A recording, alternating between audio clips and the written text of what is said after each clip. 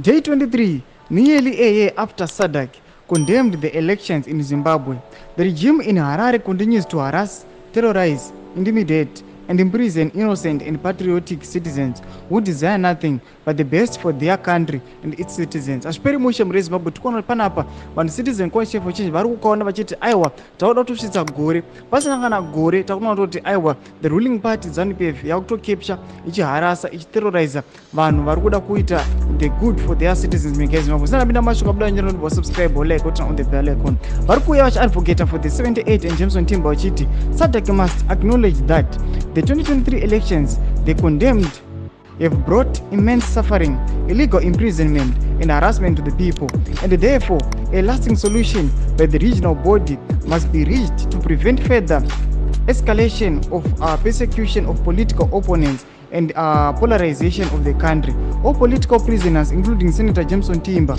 former Councillor Jason Kautsa, and the Avondale 78, and various citizens held in pre-trial detention for their political beliefs must be released unconditionally. Tikona kuti aiwa vari kuadvocate vachiti aiwa SADC inofanira kuuya ichiita kuti vanhu ava vabuditsiwe nokuda kuti aiwa vanhu ava vari innocent. It's not like kuti vakasungwa nokuti vane mhosva, but these people they are innocent.